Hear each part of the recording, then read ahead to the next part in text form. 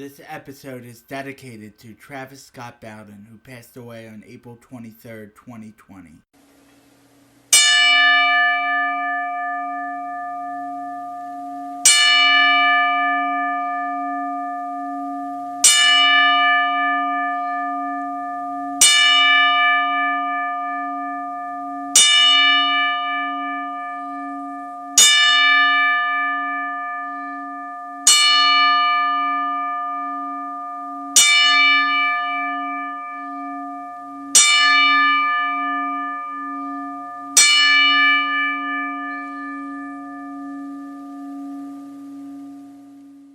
The following is brought to you by the Social Suplex Podcast Network.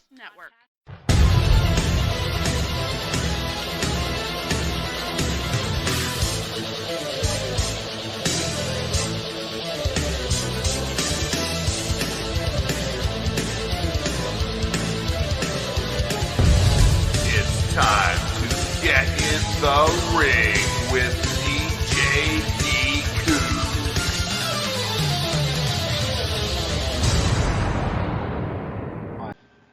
Let me clear my throat here. Yes, it is. It's time to get in the ring with DJ D. Kooks. Just DJ D. Kooks this time. And I have a very special guest with me. He is the host of the Stick to Wrestling podcast, the only wicked good podcast that can get you in and out in 60 minutes. It is the Arcadian Vanguard's own John McAdam. Danny, thank you for having me on, man. How you doing? I'm doing very well, you know. We're going to be talking about Philadelphia wrestling history here. Yeah, it's funny. I mean, I'm like a total Boston guy, but I would periodically take the trip down to Philadelphia either by plane, train, or automobile, and I would treat myself to an NWA show. Yes. What's your background with the NWA at the time? Like, were you watching via TBS, or what was it? Let me see. I started becoming a fan of the NWA when it really was a bunch of promotions underneath that banner. When I started getting wrestling magazines in 1976, it kind of exposed me to a brand new world that was totally different than the WWF. Then I actually remember the date. It was October 3rd, 1981. I started getting WTBS on my cable system, and we watched Georgia wrestling religiously every Saturday night from 6:05 to 8:05. And then JCP took over the Saturday after the first WrestleMania. And so I had been watching JCP for well over a year before I finally got to see my first show in Philadelphia at the Veterans Stadium in 1986. Yeah, so July 1st, 1986 was your first JCP show at Veterans Stadium, the notorious Veterans Stadium. What have you heard about the Veterans Stadium? I hadn't heard very much, to be honest with you. I mean, when you say infamous Veterans Stadium, we were talking about like breaking Santa Claus's leg and stuff like that. Yeah, we're talking about breaking Santa Claus's leg. We're talking about all the sports history encompassing Veterans Stadium. To the 700 level, of course. I went to Veterans Stadium twice. I went for the wrestling, and I went for a Phillies game in 1987. I've been to probably like 25, 30 different baseball stadiums, including like old Baltimore, new Baltimore. And Philadelphia, it didn't stand out to me as like either a great or a bad stadium. It was just kind of one of those 70 stadiums where, you've got the football team and the baseball team playing in the same thing. And as a result, you've got weird sight lines and, a lot of foul ground, stuff like that.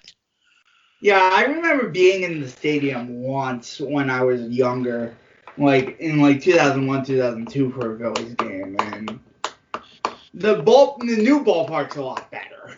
Oh, yeah. They always are. I mean, you go to Fenway Park, and I understand that Fenway Park is never going away, and in some ways that's good, but I'm not a particularly big person. I'm exactly 6 feet tall. I'm 180 pounds, and I am cramped in the seats at Fenway. So, I mean, I can imagine what it must feel like for a bigger person. So, yeah, new stadiums are good sometimes. Yeah, so the vet had this infamous reputation, but you went down. It was on Broad Street and Patterson Avenue. Did you tailgate before? Did you do any rituals? Did you? No, as a matter of fact, I mean, it's been a long time, but I remember us going. We wanted to get something to eat before the game because it's never economically smart to eat at the ballpark, and the food's usually not that great. But No, something it's not. happened. Yeah, and something happened, and we had to like eat at the ballpark. So we basically went from the parking lot straight to the stadium for the game. For the wrestling matches, and you guys were treated to a concert of Joe Eli and Delbert McClinton. So the deal was JCP, who was also a concert promoter at the time, too. No, I think Dusty, quite frankly, I mean, this is a human fault. He thinks everyone likes the same stuff that he does, so he figures if he brings these two acts that he likes to the concert, now you're going to have people who like wrestling and people who like this kind of music and people who like both, and it's just going to be a grand old time, and it didn't exactly work out that way. No, there was only 10,900 fans there, and the vet held 61,000. For wrestling, you could hold a lot more. Danny, let me ask you a quick question. Did you go to the show? No, I didn't. I'm only 23 years old. I wasn't even born yet. Okay, so you definitely. I didn't realize. I apologize. Yeah, but yeah, the theory is that if you have a wrestling show in a baseball stadium, there are people who are not going to buy tickets in advance. And if you don't buy tickets in advance, you might forget to go. You might just decide you're not in the mood to go because you know that there's going to be a walk-up. You don't have to make that decision ahead of time. And I think in the long run, that tends to cost a wrestling promotion fans at the gate. Because the NWA was hot in Philly at this time, and they were drawing, I think – I know they were drawing sellouts or near sellouts at the Civic Center, and the Civic Center, I don't know how many it holds. I don't think it holds 10,000, but I think they would have. I have the exact number here because we'll be talking about the Civic Center. For basketball, 9,600. For concerts, 12,000. But right. That's if and or buts. Yeah, so there's no question to me if they held this at the Civic Center, it would have been a sellout. They would have drawn more fans in a smaller building. Yeah, yes. And looking at the attendances for the rest of the tour, except for Charlotte, which Charlotte was a grandiose time at 23,000. It really wasn't a great time except for Philly. No, I mean, in Philly, 10,000 in an arena is great. 10,000 in a stadium just isn't. Quick note on Charlotte, I think that was a sellout. The 23,000 was in a minor league baseball stadium, if I recall correctly. Yeah, and they did do a sellout in Greensboro Coliseum. Okay. 2,000 seat sellout. Okay. They did do a Road Warriors defeat and Baby Doll defeat Jim Cornette and the Midnight Express. Okay, and that was a really hot feud. Around that time, so I don't think it was part of this tour, but point being that they did do a sellout in the month of July in 1986 at the Greensboro Coliseum. Okay, I mean, I know a few of the matches from Greensboro were aired on television, and Charlotte as well, and the crowds were really impressive. I mean, I remember being in Philadelphia and just, kind of noticing the crowd and being like, well, I didn't expect 60,000, but I kind of expected like 25-ish thousand, and the place seemed kind of empty. Really, yeah. So, getting into the card, the Barbarian, this was pre-WWF Barbarian, of course, defeated Denny Brown. Was this early Barbarian in his career? It was. I mean, he started. I know he was in the first time I was exposed to him when he was in Southwest Championship Wrestling as Tonga John. Then he took on the Barbarian gimmick. I want to say late '84, early '85, and I mean he was part of Paul Jones' army. No one really took him seriously as a contender for the NWA or even like the United States title. He was kind of a mid-card guy. But a quick anecdote about this match: Sam Houston comes in with a title belt, world's junior heavyweight champion, and the girl in front of me asks her boyfriend, she's like, "Oh, this title's going to change hands." And he says, "Well, no, he's the junior heavyweight champion, so it's not on the line." And this girl is so confused. She's like, "Wait, this guy's a champion and he's getting thrown around the ring and the title's not going to change hands?" So I remember that. That was funny. That is certainly funny that Sam Houston comes in, gets thrown around, and he's the junior heavyweight champion. And Barbarian's not a junior. To say the least, no. And Denny Brown got in very little offense in this match. I mean, it was a squash. Oh, I could imagine such a thing. NWA, what are you going to say?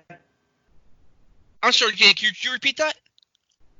I was going to say NWA Mid-Atlantic Heavyweight Champion Black Bart defeated Todd Champion next. Okay, two quick things, and one just jumped into my head. If the first two matches on this show both have champions in them, that is a screaming alarm that you have too many title belts in your promotion. Number one. They recorded Ric Flair versus Road Warrior Hawk, the main event, and this jumped into my head for the first time. If they recorded that, they probably recorded the whole show, and maybe someday this show will come out on WWE Network. Let's all hope. Yeah, I saw that this match did get recorded because it's on the VHS tape, which you can get for $79.99 on Amazon. I mean, the whole show, or just the Flair Road Hawk main event? The Flair Hawk main event. Okay. The videotape for the Bash 86, the official release. Okay, I do remember that. Yeah, like I said, I'm just hoping that maybe some of these entire shows exist and will someday be released, including and especially this one. Yeah, this show looked interesting. But what was your impressions on Black Bart? I don't have much familiarity with Black Bart. He seems like a lost soul in the 80s. Well, Black Bart, I liked him, and it makes me cringe to think that about 6 weeks from the Bash date, here's where he is in the NWA, right? Right. In about 6 weeks, he's about to become world champion of World Class Championship Wrestling. And I want to tell you, I will bet close to 80-90% of the people who watch World Class Wrestling also watched the NWA on cable. And they knew who Black Bart was. He was a bottom to mid card guy, and here he is, world champion. It's like the guy who he wins the home run title in AA baseball, but he can't get off the bench in the majors. And so you know what this guy is. He's just not a major league player. I liked Bart. I thought he was a really good worker for such a big guy. I thought his interviews were really weak, and just having a guy named Black Bart, I think that hurt him. I think he needed to be like Big Bart Johnson, or just have a last name, Black Bart, whatever. I think that held him back. I think, and I've said this before, if they had kept Ron Bass, and I think they could have, I think Ron Bass would have been happier doing this than going to work in Florida where there was no money. I think they should have made Ron Bass and Black Bart a permanent tag team. You know, they called them the Long Riders. I think they should have kept that act together instead of turning Bart in 85. Instead of tearing Bass in 85. I think, they would have been a good tag team to have around for a while. Sort of had a look to him with the beard and everything. Sort of had a look to him. Looking at him now. Yeah, I mean, he kind of had that, rather unkempt look about him, but he was a heel, so what can you do? Yeah, what can you do with that? He was from Pampa, Texas, 285 pounds. Yeah. I could see why World Class saw something in that. I think they did. I think what they didn't realize, though, is that he had been typecast.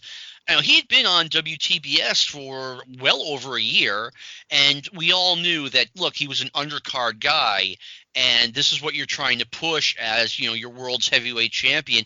And guess what? You don't even have footage of him beating Chris Adams because the match never happened. And I think the average fan saw through that. I certainly saw through it, and I didn't get the newsletters or anything like that at the time. Right. Manny Fernandez defeats Shaska Watley in a bunkhouse match. First of many stipulation matches. Yeah, they went a little bit crazy during the bashes and Starrcade with the stipulation matches. Pez Watley had just turned heel, I want to say, about 7 weeks before this, when he went crazy and, Jimmy Valiant called him the greatest black athlete of all time. And instead of Bo Jackson coming out and whooping up on Jimmy Valiant, Pez Watley does. And it was funny. Pez Watley he got mad at Jimmy Valiant, and he snapped, and he happened to have a pair of scissors on him, and he cut Jimmy Valiant's hair. It was one of the weirdest angles I've ever seen. Sounds weird. I mean, when we saw the show, we got the show at midnight, the worldwide show where the angle took place, and I'm just like, I'm watching this. I'm like, okay, did I drink too much beer tonight? What's going on here? He's facing Manny Fernandez, was this basically a squash, or? You know what? It was not a squash.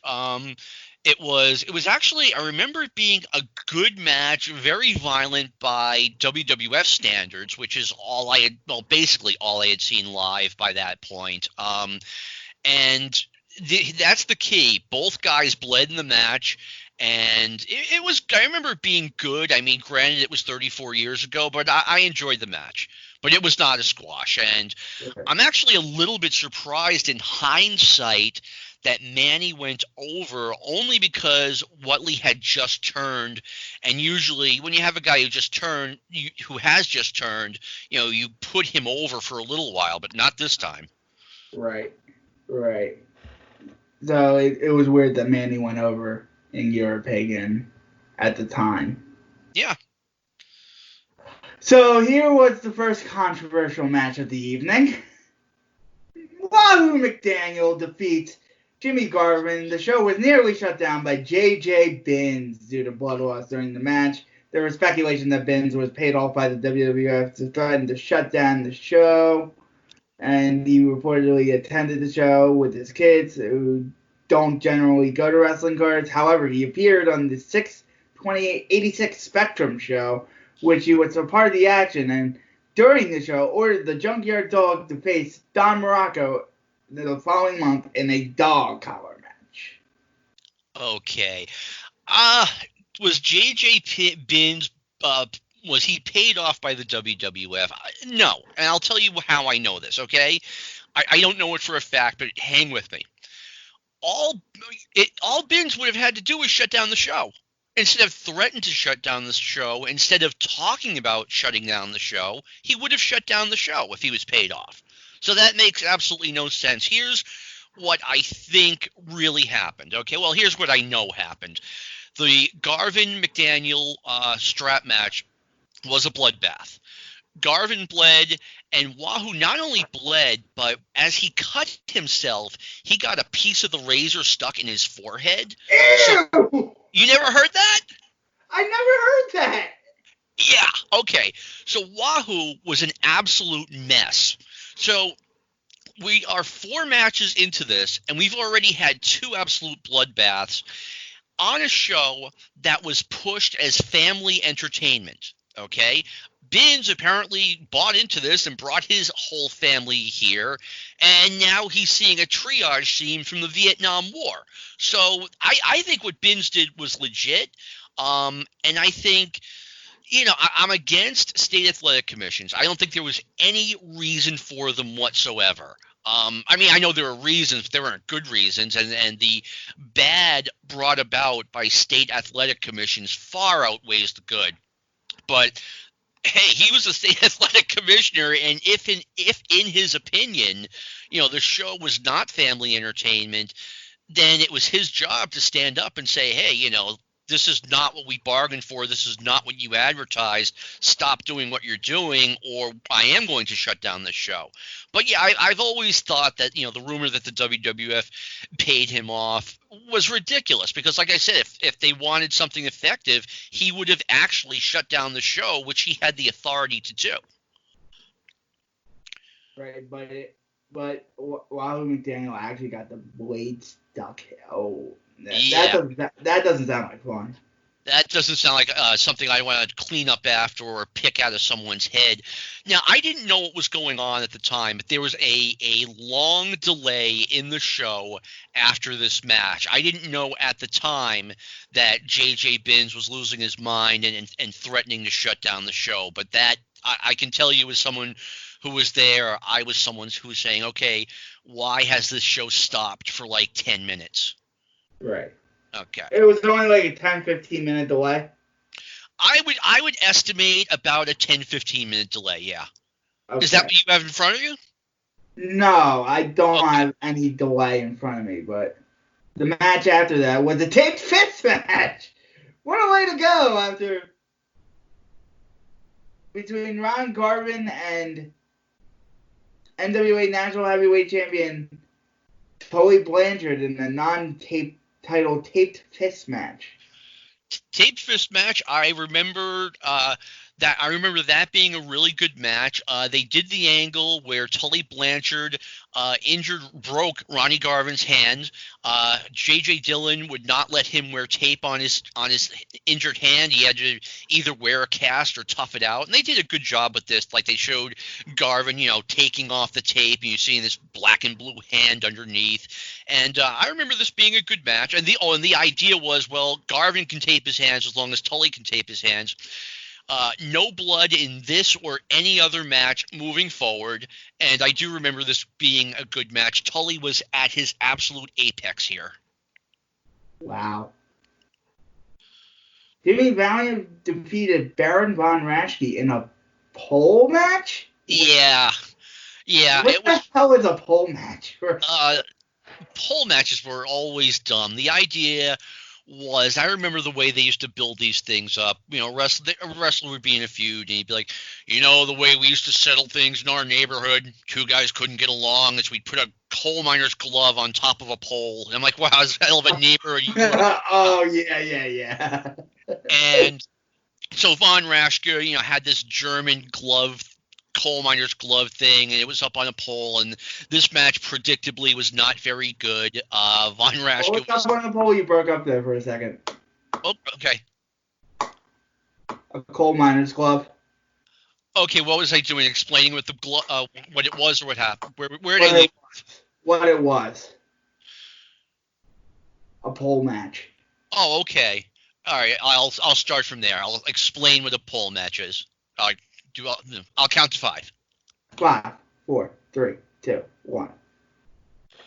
All right, a pole match. I think it was actually billed as a coal miner's glove pole match, where you had like a loaded glove on top of the pole. The first person to get up the pole and get it now can use this weapon against his opponent.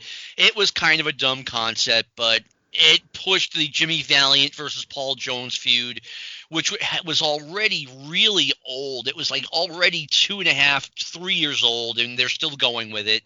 But and the match wasn't any good. I mean, Jimmy Valiant, really nice guy, but a notoriously poor worker, and Von Raschke was on the other side of the mountain at this point. Yuck. This match didn't sound good. But the rest of this card looks awesome. Yeah, I mean, Ricky Morton and Robert Gibson defeat Jim Cornette, Bobby Eaton, and Dennis Condrey. Okay, it was the 3-on-2 match, right? It was 3-on-2, yeah. Okay, and I think the Rock and Roll Express had Baby Doll in their corner, if I recall correctly.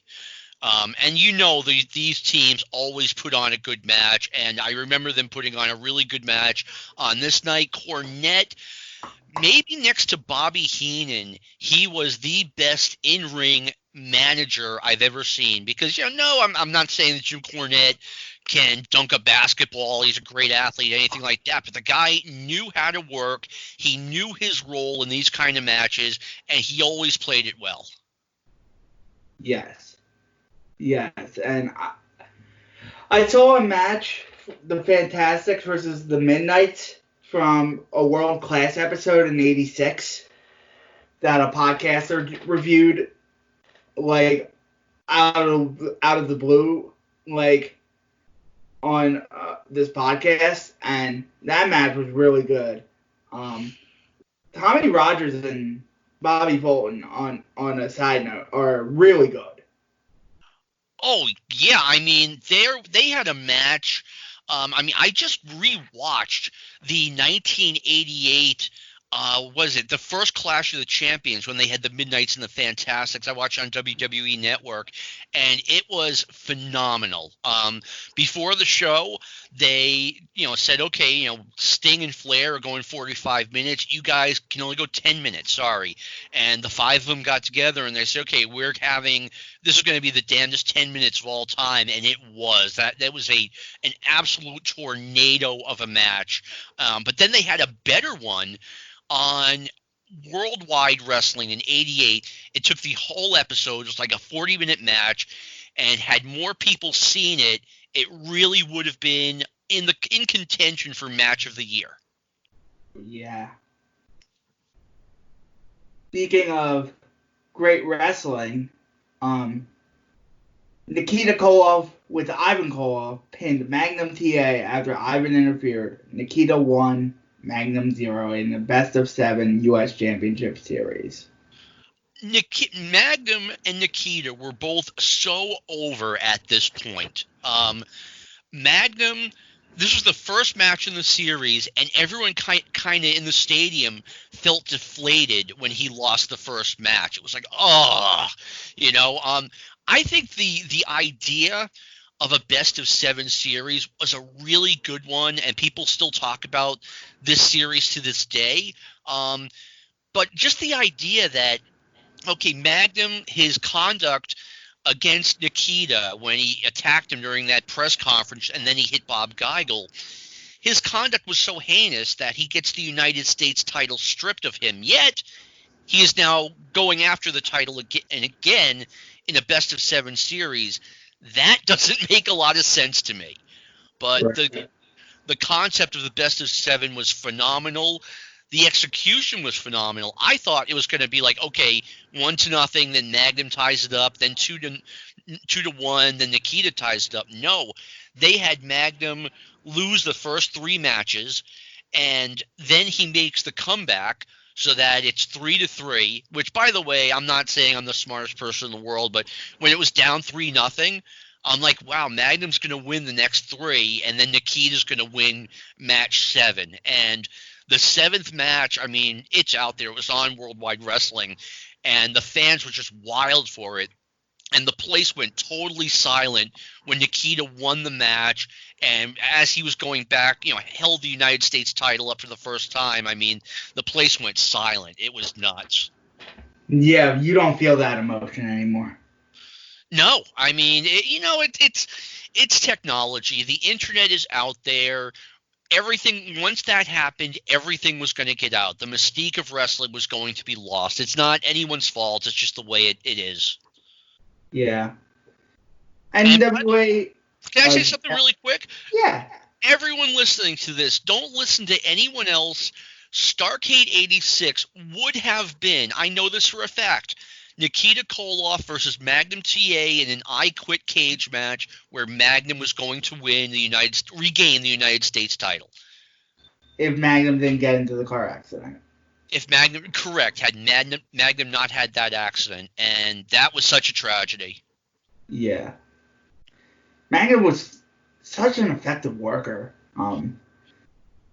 You see that in the Tully match, and you see that in the Tully feud. Like, he was such an effective promo and an effective worker.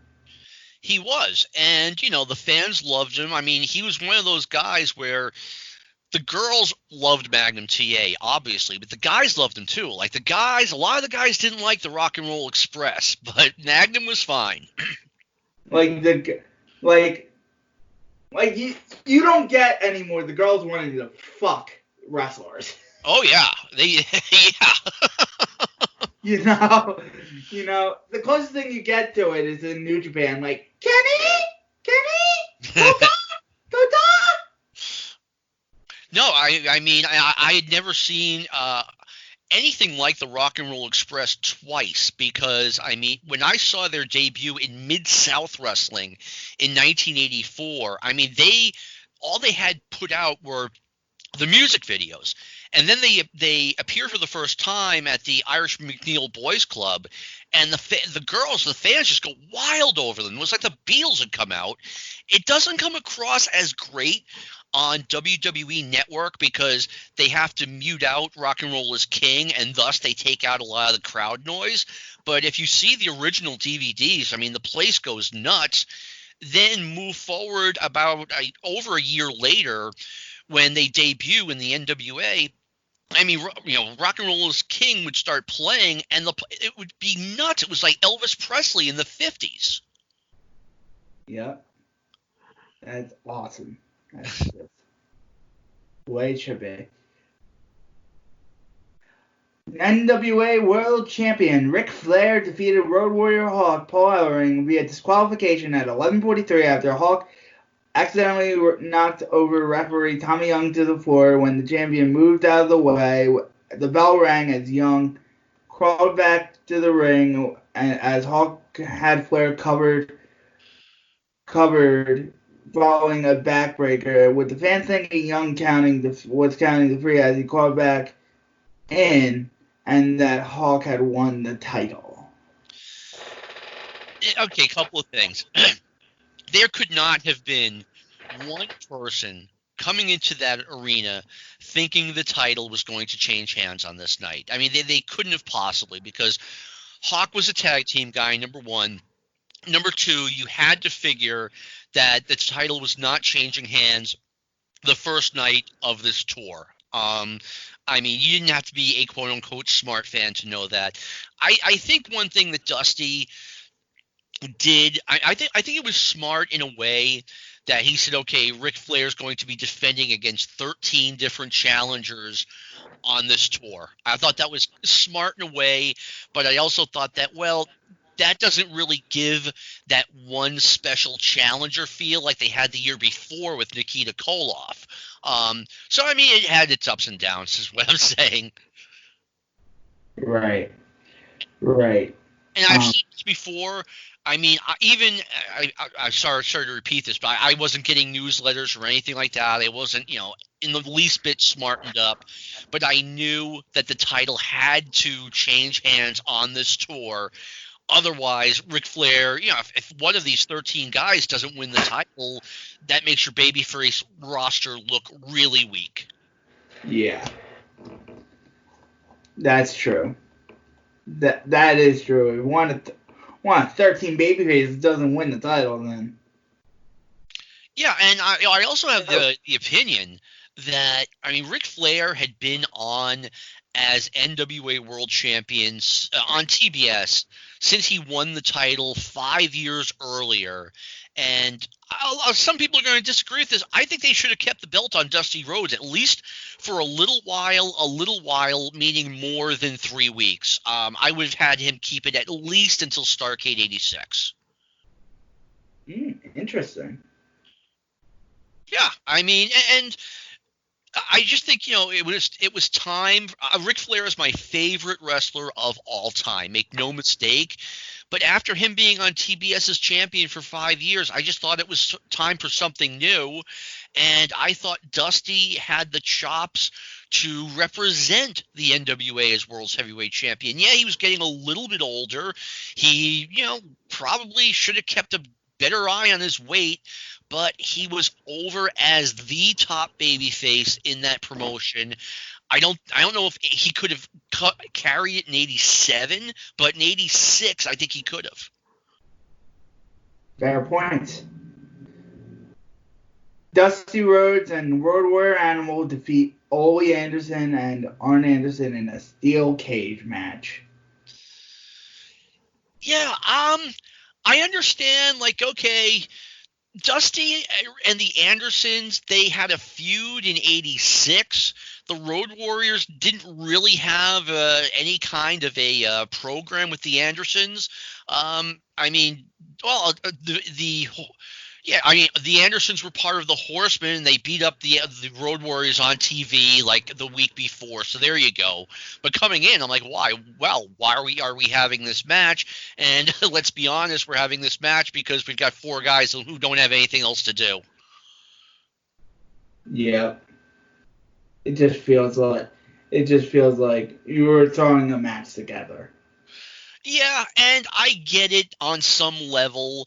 Like Dusty, he basically has to put in 13 different cards, and you have to have some creative license. But maybe there is something to. I remember Vince McMahon in 1988, very beginning of '88, he started putting out the same show every night from moving forward. Like every arena was getting the same show. And it used to not be like that.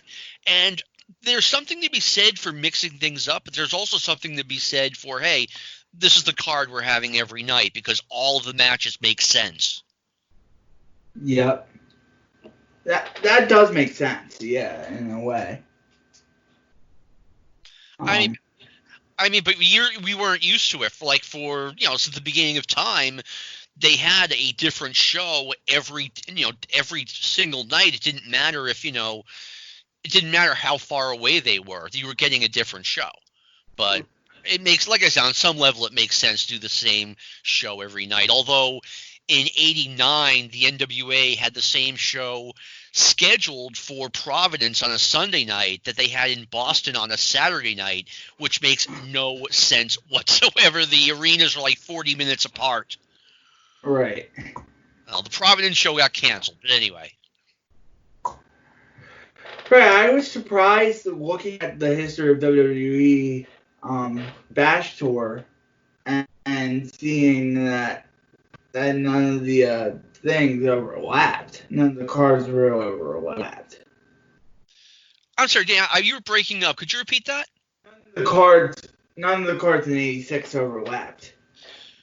Yeah, they were all different. Some of them were similar. I mean, you had to have, Dusty Rhodes and Baby Doll with their feud with the Midnight Express. I mean, you had to have. Actually, there was really nothing. Nikita and Magnum, but you knew they were wrestling every night. Yeah, and Denny Brown and Steve Regal and Sam Houston were in like a 3-way feud. I wouldn't call it a feud. The Junior Heavyweight Championship. You know what? I mean, this was we talk about Junior Heavyweight Championships, cruiserweights. I mean, they never got over. They might have gotten over in different areas. They never got over in the Northeast, and one reason is because you see Denny Brown getting thrown around. But I think another reason, Jerry Seinfeld had a great line about pro wrestling. What it is, it's really, really big guys who pretend to fight, and junior heavyweights aren't really, really big guys. Right, it may be over to like the Smarks, but it's not over to the general public. Yeah, I mean, you look at a guy like the Warlord, who was so big, but he couldn't move.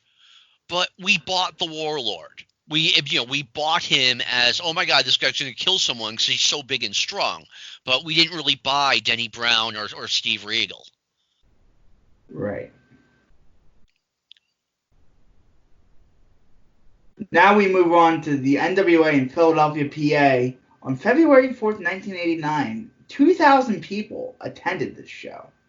I don't think it was 2,000. I think it was closer to 1,000. We were closer to 1,000. We were stunned at how few people were in the Civic Center. If I could take you back, number one, I attended the show with probably about 20, 30 of my friends from around the country. It was a great time. I remember flying down. What else? And it was when the NWA had just switched over from Crockett to Turner. What was the date? It was January. Chi-Town Rumble. Was Chi-Town Rumble the first pay-per-view? No, actually, Starrcade was the first pay-per-view under the new management. But the NWA was transitioning at this time because they had just moved over from, being owned by Crockett to being owned by Turner. They were doing a lot of house cleaning. A lot of guys who had been there for a long time were gone. Ivan Koloff, Paul Jones, Junkyard Dog had just left. There were more.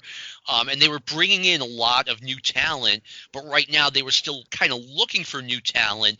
So it was almost like, a restaurant being open when renovations are being made. Right. So we have Butch Reed, Hacksaw Butch Reed, defeating Steve Casey. Okay, both new guys, both wrestlers who had been brought in under the new management, if I recall correctly.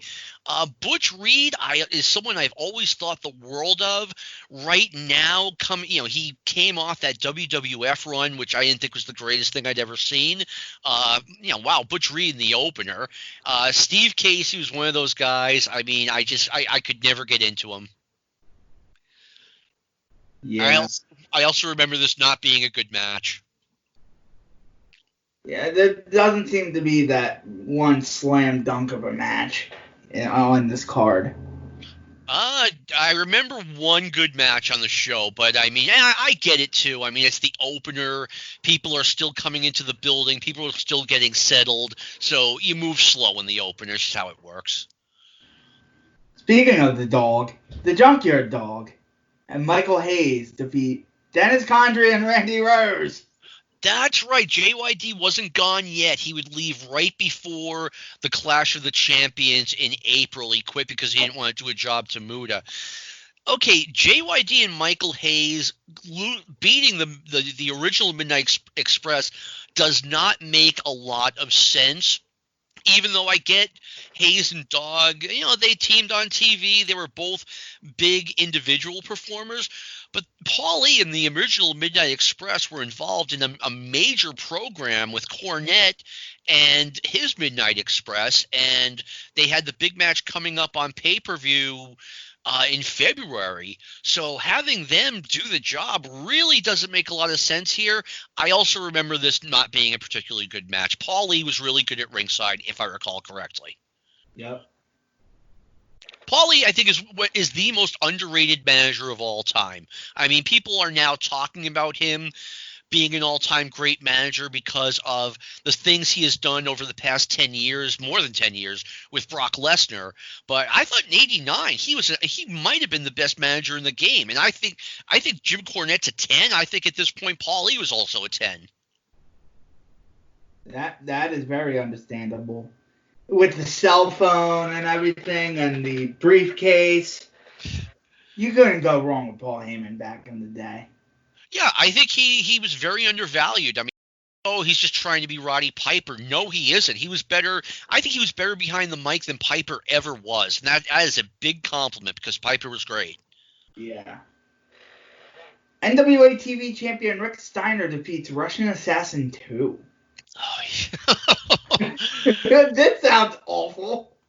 I mean, Steiner was so hot at this point. He was red hot after he finally turned babyface against Kevin Sullivan and Mike Rotundo.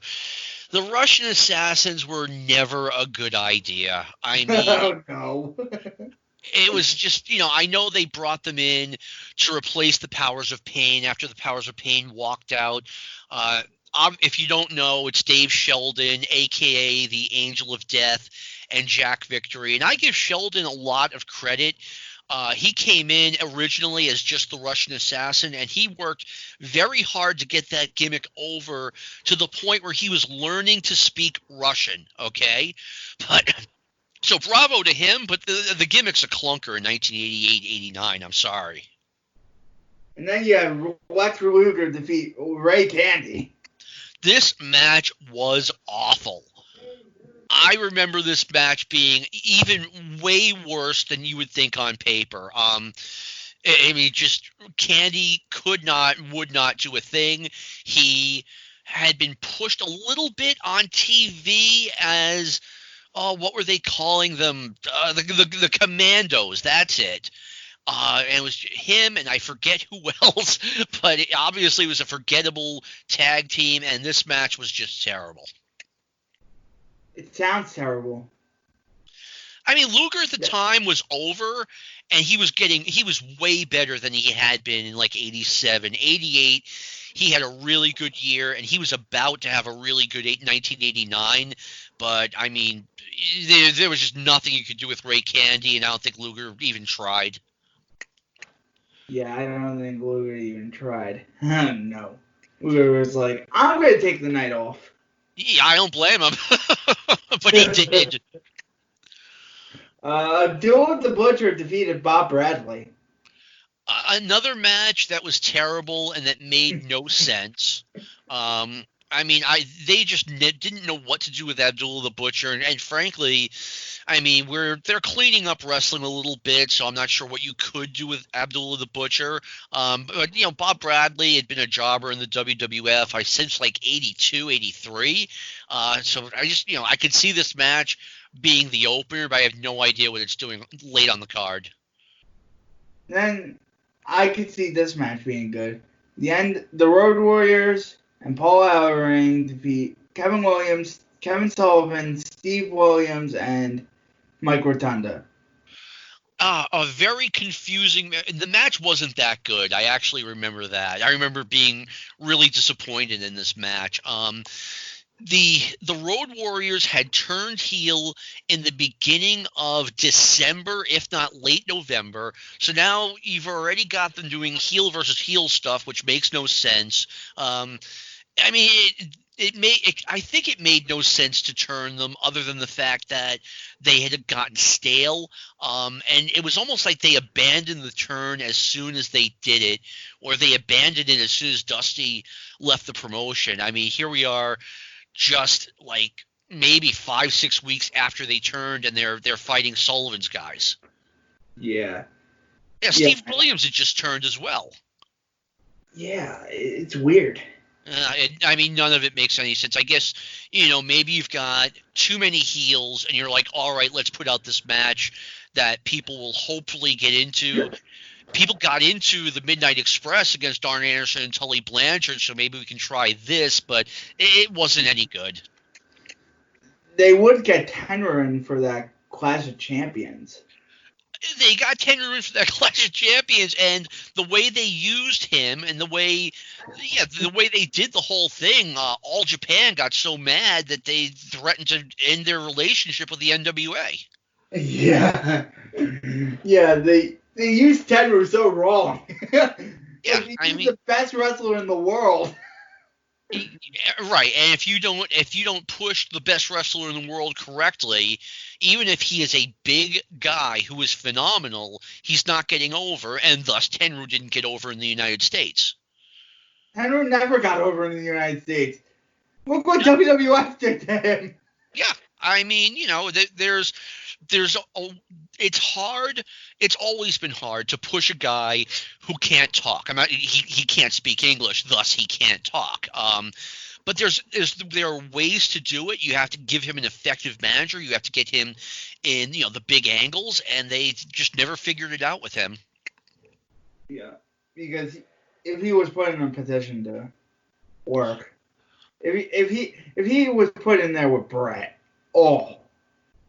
Oh, yeah. I mean, there's a lot of guys they could have put him in there with, and they just didn't do it. I mean, WWF pushed Yokozuna hard and got him over, and he got over big time. But, I mean, what if they had put over, like, a real Japanese superstar like Saruta, like Tenryu, who could just tear it up inside the ring?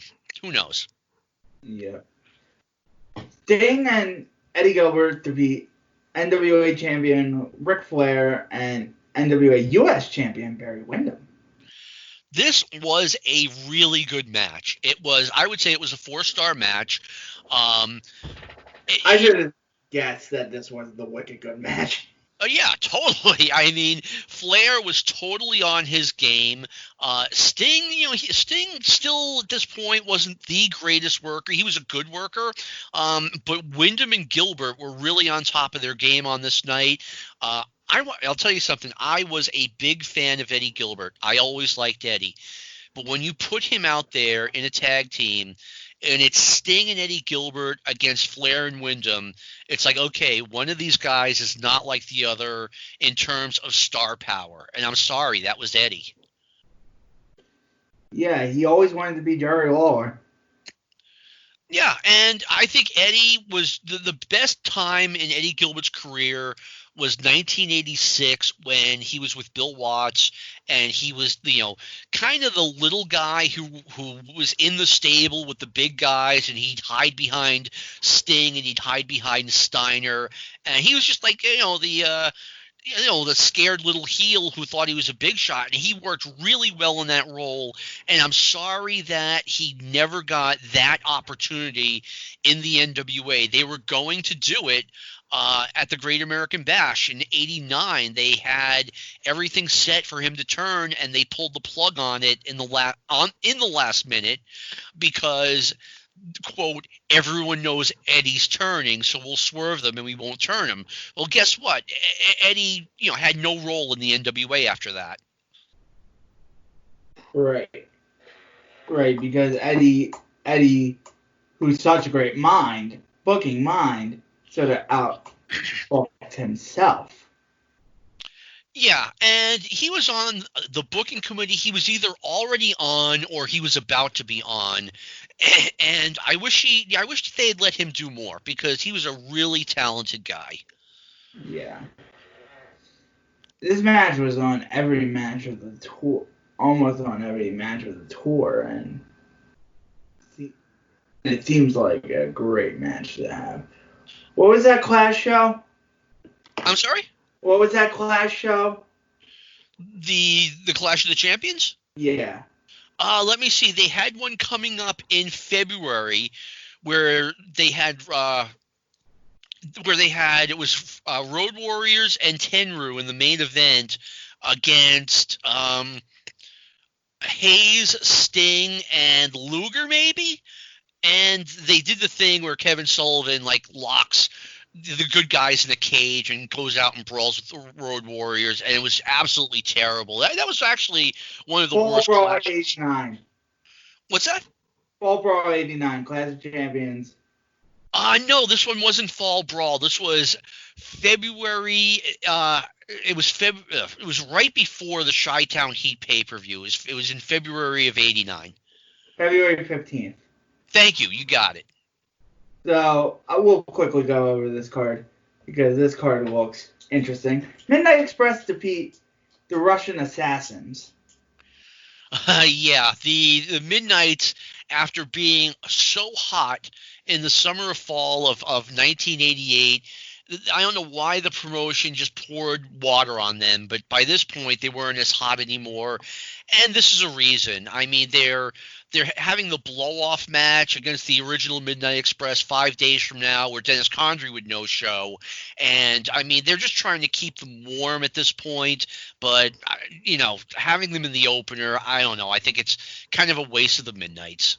Butch Reed defeats Steve Casey in 1736. Yeah. I think they were now kind of trying to figure out like how to use Clash of the Champions. I mean, this is their 5th attempt. In a year we've been complaining that the matches were too short. Henry more time. And it was a painfully bad match. It wasn't an exciting 17 minutes at all. It was a bad match, and as I was watching it, I'm like, this is too long. What are they doing? Lex Luger defeats the Blackmailer, who is Jack Victory, with Hiro Matsuda. Yeah, I don't remember the storyline going into this. I had a lot of respect for Hiro Matsuda. Obviously, he's the person who trained Lex Luger. He trained a lot of guys, but he was one of the worst managers of all time. He was the invisible manager. Trained Hulk Hogan, brother. Who's that? Trained Hulk Hogan, brother. Yeah, oh, that's right. He trained a lot of guys. But he's noted for training Luger because in Florida we got footage of him training Lex Luger and being his manager. So that immediately comes to mind with me. The Varsity Club defeats the Fantastics. I remember this being a good match. This was Williams and Rotunda, right? Yeah, Williams Rotunda defeat Fulton and Rogers. We were just talking about the Fantastics earlier and how great they are. I think the Fantastics were on their way out here. They weren't going to be around much longer, which was a shame because this was a promotion that could use as much talent as was available to them, and the Fantastics were talented. Ricky Steamboat defeat Bob Bradley. That was probably a nothing match. Another Bob Bradley match. I think, I understand they didn't want to give away too much on free TV, but you could have come up with something better for Ricky Steamboat. You could have had him beat someone that makes you kind of say, wow, Ricky Steamboat beat whoever. Rick Steiner defeats Rip Morgan. Okay, you've got Red Hot Rick Steiner out there in basically what's just above a TV match. I don't have this in front of me. I know or was it George Scott? One of the Scott brothers was booking right around this time, and they were very stout on not giving away too much on TV, and so far they haven't given away anything on TV. But they gave away Tenro on TV, only 5 minutes and 53 seconds of him. Okay. And the Road Warriors wrestled the Varsity Club to a double disqualification. Yeah. What a bad show. It really was. And when JCP sold the NWA to Ted Turner, I mean, we get part of it is like, oh, these aren't wrestling people, they're not going to know what they're doing, etc. But I personally was excited because I knew that, JCP with Dusty Rhodes booking, it had already been established that, look, you guys, you can't take on Vince. Dusty had all bookers have a shelf life. I really believe that. And Dusty, after being the booker for on and off, I mean, between Florida and JCP, he'd been the booker for like 13 years. He'd been the booker at JCP for like 5 years. And by year 4, he was out of ideas. It was time for someone else. And now we have that someone else. Unfortunately, I think it's Sandy Scott. It's either Georgia Scott, Sandy Scott, I don't remember. And whoever it was, their concept of wrestling was outdated. These guys were trying to book 1989 like it was 1977, and that wasn't going to happen. But at least Chi-Town Rumble was a very good pay-per-view. It was a very good pay-per-view in terms of match quality. I thought it was a great pay-per-view, to be honest with you. And, I mean, but, it was It wasn't a one-match show. Luger-Winwood was a really good match, but Flair-Steamboat, it's either, in my opinion, the greatest match of all time or the second greatest match of all time. What would be your number one if that Flair-Steamboat's not? I'm sorry? What would be your number one if Flair-Steamboat wasn't? It would be the Flair-Steamboat rematch from Nashville. It's so, I mean, this match was so great because Ricky Steamboat, it looked like he won the NWA title, but then they had the thing where the referee got knocked out and a substitute referee came in, and we're all like, oh, God, they're doing this again. And then both referees raised Steamboat's hand, and it was a great moment in wrestling, in my opinion, and a great moment in Ricky Steamboat's career because, who's more worthy than to take Ric Flair's place, even for like 3-4 months in Ricky Steamboat. Yeah, and then the Flair Funk stuff in late 89. Yeah, 89, the beginning of 89 was not that great. I get that. But then Steamboat got rolling, and I mean, you could argue that starting Chi-Town Rumbles, February 20th, I think it was, 1989, through like the Clash of the Champions when Sting got hurt, I mean, that was a great year of wrestling. Yeah, and even in All Japan, it was great. That was the start of the rise of Kawada. Yeah, WWF I thought was terrible. Not that it stopped. WWF was terrible. Oh God, yes. That was 5, right? In 1989, I thought they bottomed out, though. I thought, they just got sillier and sillier. In 1989 was just their dumbest year, like, bringing in Zeus as the lead heel next to Randy Savage. I'm not saying I didn't watch it. I'm not saying I didn't go to the arenas, but it would make me shake my head. Yep. And we're at an hour, so John, plugs. Let me see. A couple of plugs. If you enjoyed me on this podcast, put in Stick to Wrestling in your Google, and my Stick to Wrestling podcast with my partner Sean Goodwin is on that. We have already recorded 97 episodes, if you can believe that. It still seems fresh and new to me, but yeah, 97 episodes are in the can. We have episode 96. We talked with John Muse, who is an old friend of mine going back to the early 90s. We're talking like 1990, so 30 years ago. And we talked about him almost becoming the booker of the cruiserweights in WCW. So yeah, you might want to check that out. And if you'd like to follow me on Twitter, I don't stick to wrestling, but it's mostly wrestling. Just put the name John McAdam in the search engine, and you follow the guy who has 2 guys fighting with chairs in his avatar. Yes. And you can follow me on Twitter at DJDCooks. I stick to wrestling, but I also do some sports and music as well. No more coronavirus for me. So no more coronavirus coverage for me. Okay. No, you're not going to get too much of that from me either. I mean, today someone sent a tweet that, it's no big deal. And I'm like, look, 40,000 deaths in the last month is kind of a big deal. I'm not trying to root for it or anything like that, but let's not pretend this thing doesn't exist. Right. But we talked about wrestling, so that's the best thing we can do. It is the best thing we can do. I mean, this is a tough time for everyone, and hopefully both Danny and I put a smile on your face at least once over the last hour. Yes.